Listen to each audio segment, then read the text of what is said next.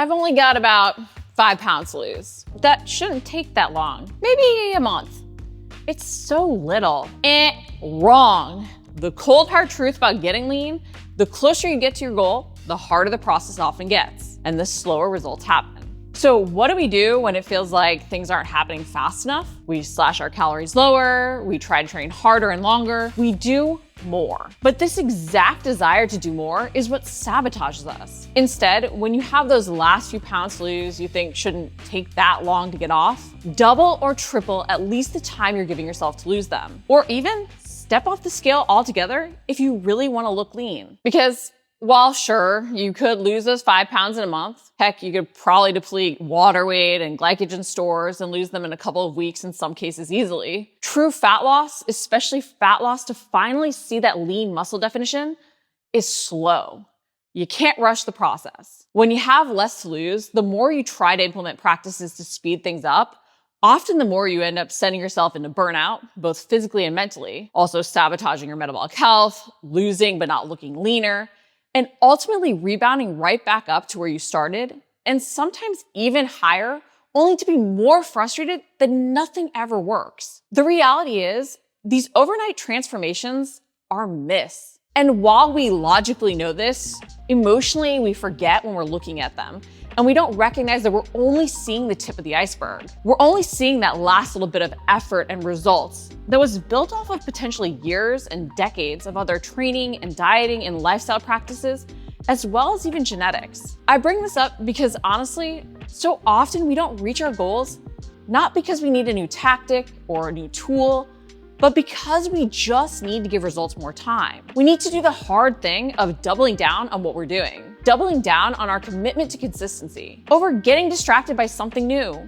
or doing something more. That's what leads to us achieving a goal that's beyond what we've achieved before, or a goal that we haven't been at for a very long time. Years, decades aren't reversed in weeks or months. We forget sometimes how long we've had the weight on. We forget how many routines and habits we built up, and our body fights the weight loss process. This exact fight is what will be used to our advantage when we finally reach the level we want and want to maintain it. But in trying to lose that last little bit, this desire by our body to maintain balance makes everything slower. It's why every time we try to rush the process, we only sabotage ourselves. That's why I want to share some quick tips and reminders so that you can go back to those basics, so that you can stay focused on them and dial them back in when 1% deviations happen. As unsexy as it is, as much as you want to find a magic pill or something that will make it happen faster, you're looking for some aha moment. The reality is often we need to be reminded more than we need to be taught. We need to be reminded of those boring basic habits and mindsets we're letting slide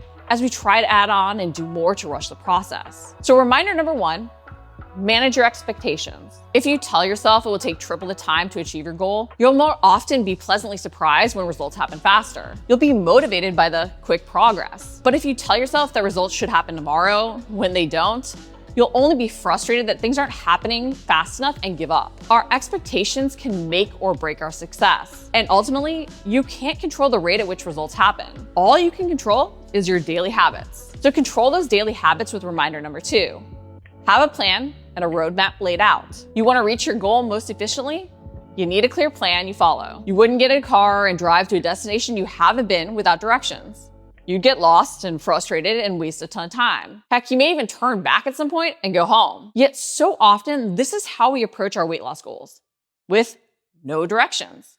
We just jump in the car and drive. Have a clear workout plan and nutritional strategy outlined. This also helps you have focused habits to be consistent with and track what is and isn't working to adjust. Now, reminder number 3, measure progress in multiple ways. Have you ever thought, how do I know if the program's working? Success leaves clues. They just aren't always directly related to the exact goal outcome we want right away. When we want to lose those last 5 to 10 pounds, often if we're focused on making true lifestyle and habit changes, the scale won't be the first thing to change. But you may realize you're sleeping better from eating better. Your workouts feel stronger.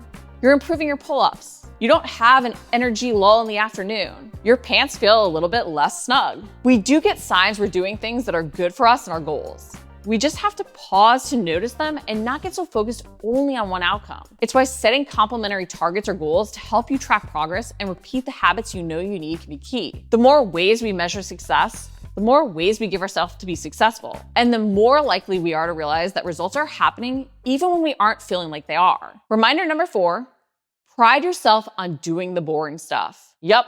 The daily, boring, basic habits we repeat are ultimately what add up. Tracking your macros consistently while even repeating some meals. Waking up at the same time with the alarm that jolts us out of bed to hit the gym. Because honestly, the 2 fundamentals to amazing results are doing your strength workouts and dialing in your macros consistently day in and day out. Too often, we don't celebrate the doing of these habits though. Instead, often we think, do I really have to do this the rest of my life? It's because we go on a diet over adjusting our diet. We never really embrace the value in these habit changes. Instead, we just feel obligated to do them. But you don't have to do them.